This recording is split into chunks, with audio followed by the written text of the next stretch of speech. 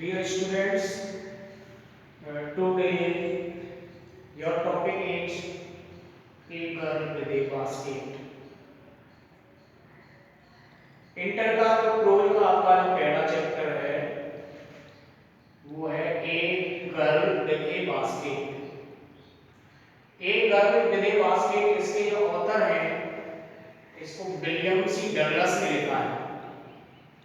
तो पहले मैं इस पाठ को पढ़ाने से पहले इसके बारे में मैं आपको बता दूं कि विलियम सी डगलस जो थे वो अमेरिका के सुप्रीम कोर्ट के जज थे।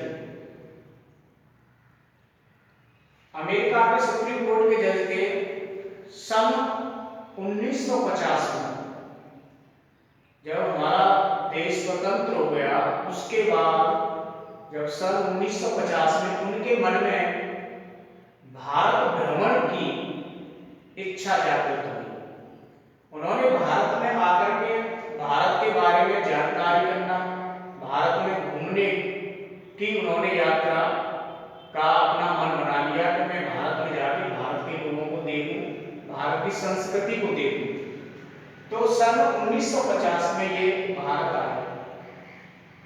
ये जब 1950 में भारत आए तो भारत में फिर इन्होंने जो सफर किया नई दिल्ली टू रानीखेत, मतलब जब ये नई दिल्ली से रानीखेत के लिए जब यात्रा कर रहे थे तो इन्होंने जो रास्ते में देखा, जो कुछ इन्होंने रास्ते में देखा, जैसे गांवों को देखा, भारत के लोगों को देखा, तो उनके बारे में ये अपना इन्होंने लिखा है इस पाठ में, और इस पाठ का नाम दे दिया a girl with A basket.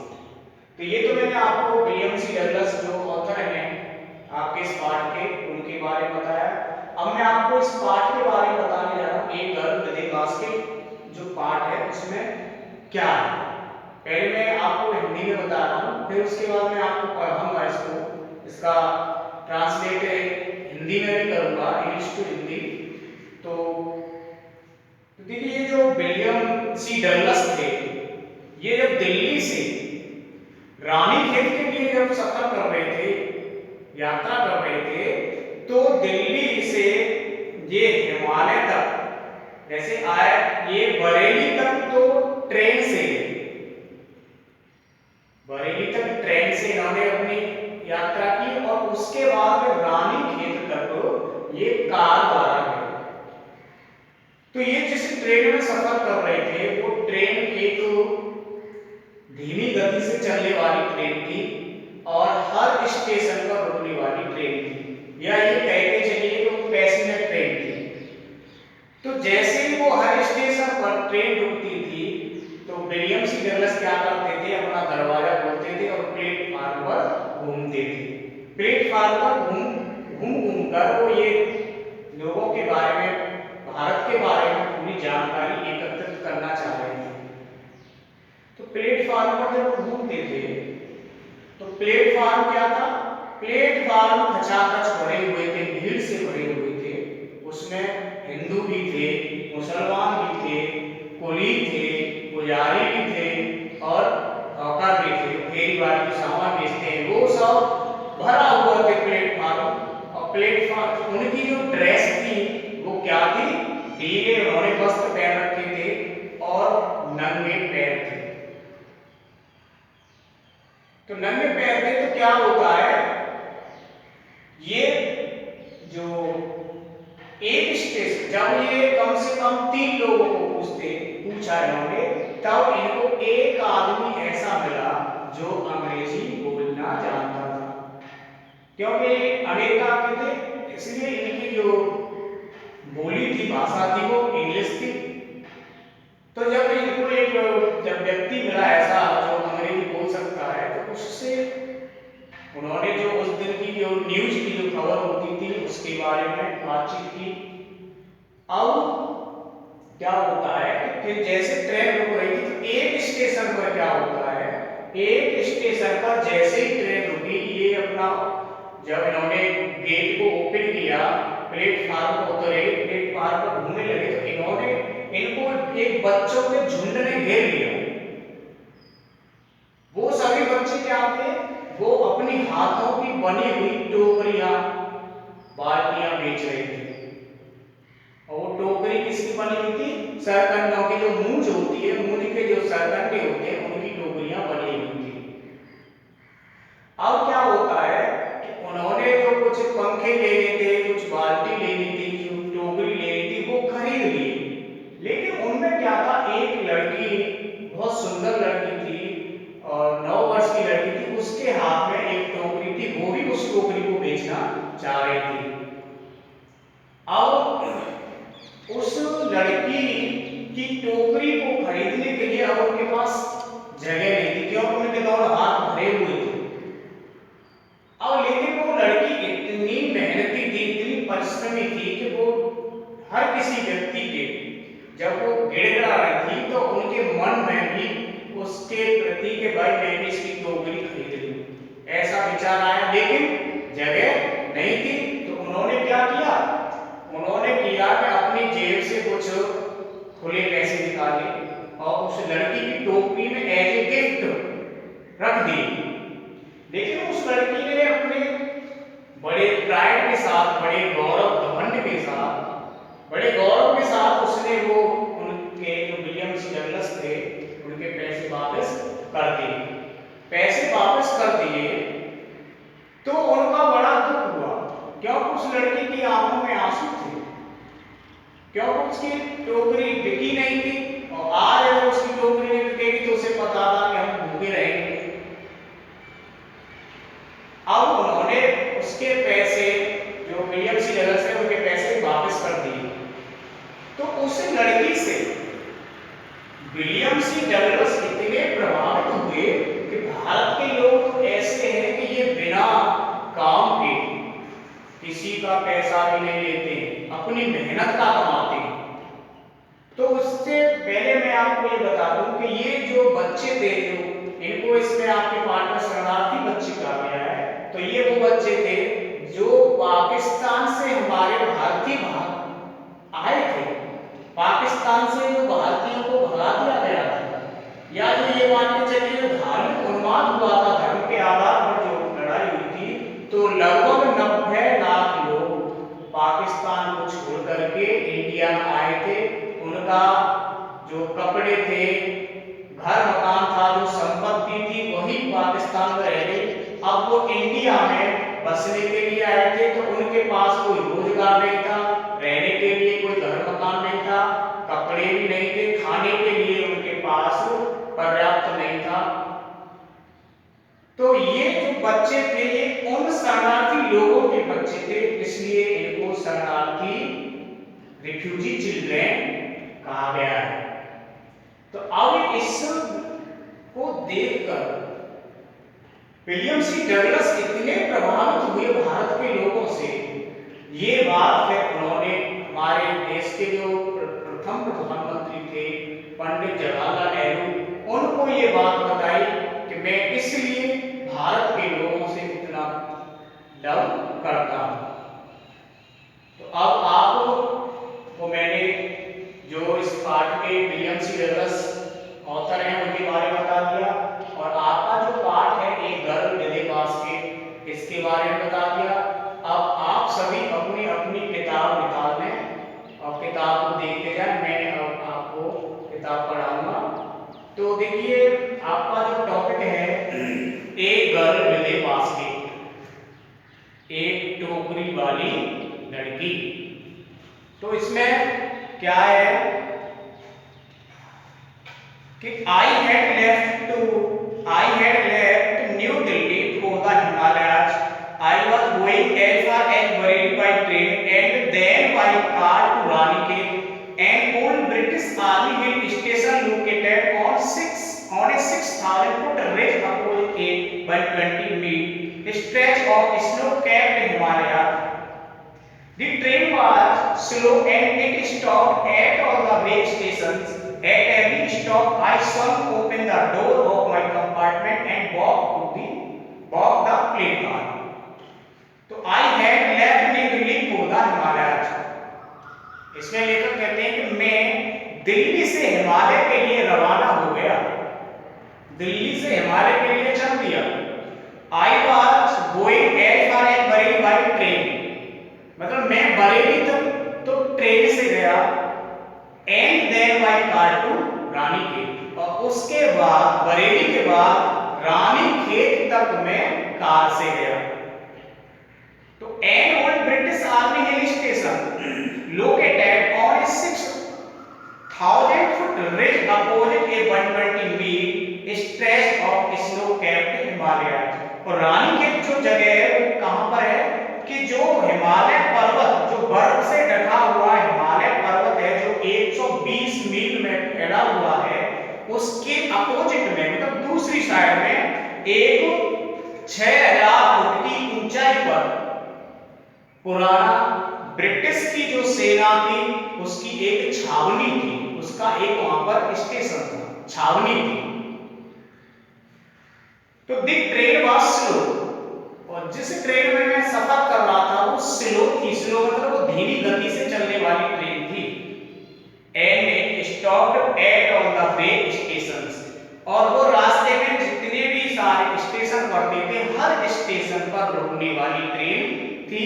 तो at every stop I some open the door of my compartment, और प्रत्येक स्टॉप पर, जिस जिस स्टेशन पर रुकती थी, प्रत्येक स्टॉप पर मैं अपना I some open the door of my compartment, मैं शीघ्र अपने उस डिब्बे के गेट को खोलता था, एंड वॉक द प्लेटफॉर्म, और मैं फिर उस प्लेटफॉर्म पर घूमता था।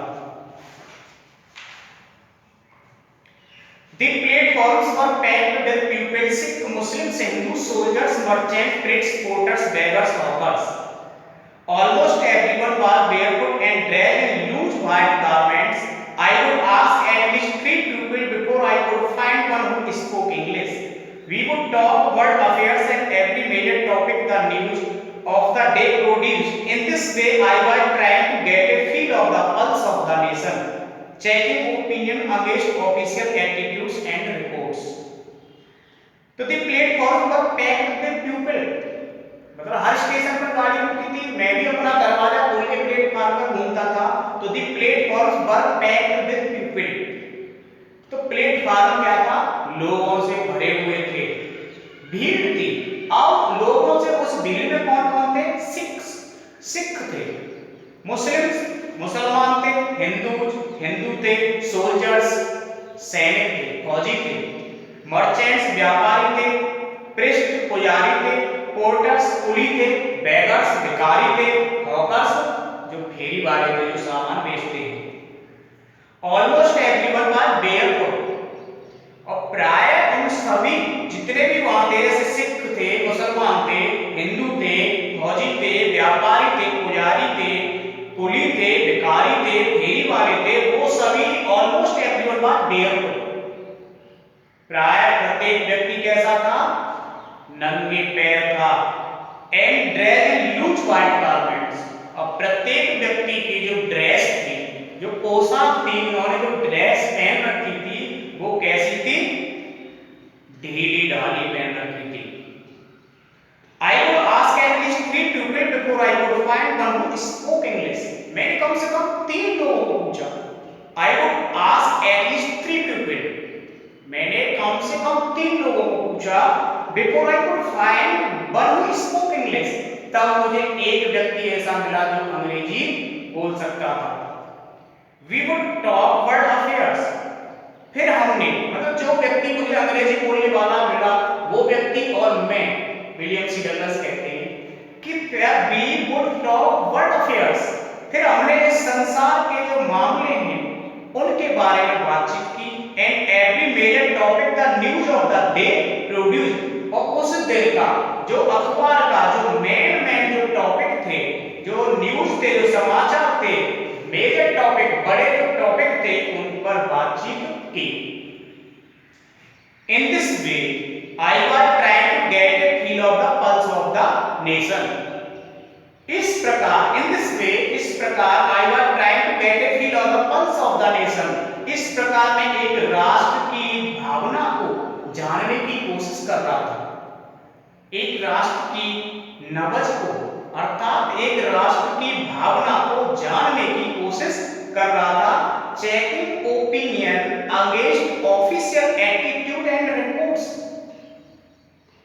जो सरकारी जो दृष्टिकोण है, सरकारी जो आंकड़े हैं और जो रिपोर्ट है, ताकि मैं लोगों की बातों से सरकारी जो आंकड़े हैं, सरकारी जो रिपोर्ट है, उनका मैं कंपैरिजन कर सकूं कि सरकारी जो आंकड़े बोल रहे हैं वो सही है या लोग जो कह रहे हैं वो सही है। तो वो उनका आकलन कर रहे थे, सरकारी जो आंकड़े थे और रिपोर्ट थी। तो the route lay through one of the richest of India's agricultural area. This was the plain of the upper Ganga river, 1,000 feet above sea level, but tropical. The Ganga was drowns in swollen with flood waters. Its overwhelmed inundating thousands of acres of rice. To the north were jungles, great expanses of grass higher than a man's head and unbroken except for an occasional clump of trees. The home of tigers, elephants, pythons and cobras. Everywhere else there was flat and running to the horizon. But dotted here and there were the sacred banyan tree or by rows of pagar trees shaped like elms and having thick twisted trunks. Hot humid air was moving in from the southwest. Monkeys, some of them mothers with baby killing to them and riding underneath some oak trees at the station looking for food. The blazer we passed had walls made of mud mixed with water and cow dung. Their packed roofs were thatched bundle of grass tied to bamboo poles stretched across the rafters. That they pumpkin vines that grew over them were in bloom, trailing streaks of yellow over drab walls. तो the route lay through one of the richest of India's agricultural areas. मतलब जिस root पर होके, जिस रास्ते पर होके, one of जैसे मैं सफर कर रहा था, जहां होके मैं सफर कर रहा था, जिस रास्ते पर होके मैं सफर कर रहा था, one of the richest of India agricultural area, वो भारत की कृषि का सबसे उपजाऊ जमीन थी।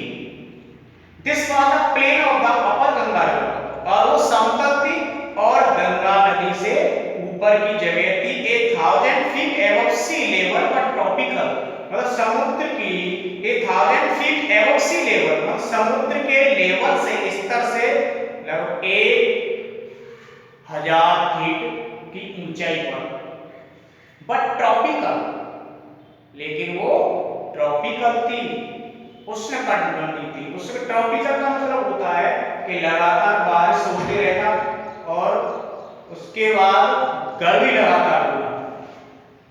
दी Ganga was brown shaped, swollen with flood waters, its overflow inundating thousands of acres of rice. तो दी गंगा was brown shaped, और जो रेतीली जो गंगा थी, swollen with flood waters, वो क्या था? वो पानी के, बाढ़ के पानी से उफान था उसमें, मतलब बाढ़ आ रही थी, ज्यादा पानी बह रहा था। Its overflow inundating on thousands of acres of rice, और गंगा की बाढ़ के कारण acres of rice, thousands acres मतलब हजारों एकड़ भूमि जो जिसमें धान की खेती थी, उसमें क्या था? पानी ही पानी था। To the north were jungles, और नॉर्थ की साइड में क्या थे? जंगल थे। Great expanses of grass higher than a man's head, और जंगल थे और वहां जो घास थी, इतनी लंबी लंबी घास थी जैसे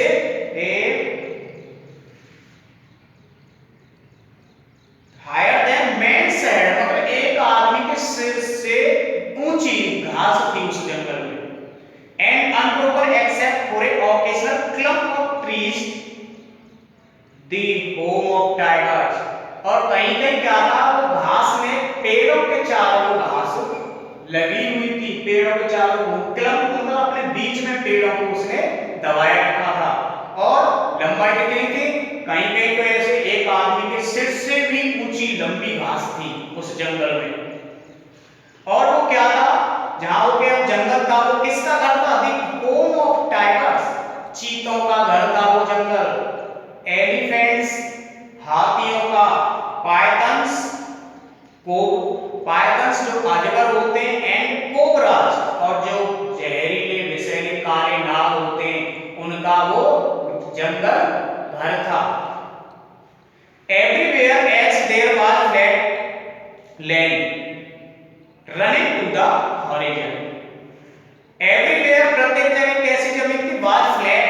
समतल जमीन थी, land running to the horizon और क्षैतिज थी, but dotted here and there, लेकिन कहीं कहीं क्या था, by the sacred banyan tree, पवित्र बरगद के पेड़ भी थे, और by rows of pakar trees, पाकर के भी पेड़ थे, ये पेड़ का नाम होता है, तो वो भी पेड़ थे, बरगद के भी पेड़ थे, shaped like elms and having thick twisted Trunks, और उनका जो आकार था शेप कैसे लग रहा था, जैसे एल्म के पेड़ और वृक्षों, and having thick twisted Trunks, और उनका जो तना था वो क्या था, थिक, कड़ा तना था, अर्थात उनकी जो पीड़ थी, मोटी पीड़ थी, मोटी पेड़, थिक ट्विस्टेड मतलब पुराने पेड़ थे।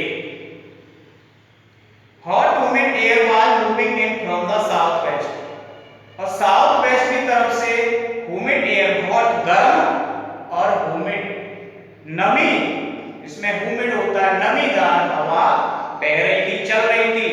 Monkeys, some of them mothers with baby clinging to them, बंदर और कुछ बंदरिया with baby clinging to them, उनके बच्चे उनसे चिपके हुए थे, बंदर और कुछ बंदरिया और उनसे उनके बच्चे चिपके हुए थे, clinging them and riding underneath some of trees at the station looking for food, और वो पेड़ों से नीचे उतरे, पेड़ों से नीचे किसके लिए उतरे, लुकिंग फॉर फूड मतलब भोजन की तलाश में, भोजन खोजने के लिए वे पेड़ों से उतरे। बंदर, कुछ बंदर थे, कुछ बंदरियां थी, और बंदरियों के उन बंदरियों से उनके बच्चे चिपके हुए थे। द विलेज वी पास्ड, मतलब जिन गांवों में होकर के, जिस गांव में होकर के हम गुजरे, निकले, यात्रा की, head was made of mud mixed with water and cow dung, उनके गांवों की जो दीवारें थी, मकानों की जो दीवारें थी वो कैसी थी, मिट्टी की बनी हुई थी, विद वाटर एंड काउडंग, पानी और गाय के गोबर और मिट्टी की बनी हुई दीवारें थी। There peaked roofs were thatched bundle of grass tied to bamboo poles, और उनकी जो छत थी, देयर पेक्ड रूफ्स, उनकी जो छत थी वो क्या थी, thatched bundle of grass tied to bamboo poles, जो बांस थे उनके घास से बंधे हुए थे, एक्रोस द रैफ्टर्स, जो बांस थे, बांस बीच में पड़े हुए थे, और जिसको रैफ्टर्स बल्ली बोलते हैं, बल्ली जिसको तरसाल बोलते हैं, वो थी, अर्थात जो मकान थे वो कच्चे थे और उन पर छप्पर पड़े हुए थे। That big pumpkin vines that grew over them were in bloom, और उस समय जब लेखक सफर कर रहे थे, यात्रा कर रहे थे, उस समय क्या था कि जो कद्दू था, जो तोमरा होता है, pumpkin vines grew over them were in bloom, उनके ऊपर जो बेल थी, पंपकिन की, जिसको तोमरा बोलते हैं, उसकी जो बेल थी वो अपने पूरे जोर पर थी। Trading sticks of yellow over drape balls, और उन बेलों पर फूल आ रहा था, और फूल कैसा आता है बेलों पर, पीला पीला फूल आता है। जब बेल उन पर थी और छप्परों पे थी, जो दीवार थी उस पर चढ़ के छप्परों पे थी, जैसे हम तुम्हारे गांव में जैसे गुर्जी या बिटोरा है उस पे जैसे गाड़ देते हैं, बेल को चढ़ा देते हैं, इसी प्रकार मकानों पर बेल चढ़ी हुई थी, पीले पीले फूल थे उन पर। तो ऐसे लग रहा था trailing sticks of yellow over drape balls, के जो मिट्टी की बनी हुई, गाय के गोबर की जो बनी हुई वो दीवारें थी, उन पर किसी ने पीली पीली रेखाएं खींच दी हो। ओके स्टूडेंट्स, आज इतना ही। इसके बाद जो आपका पाठ हो जाए उसे मैं नेक्स्ट वीडियो में पढ़ाऊंगा। ओके।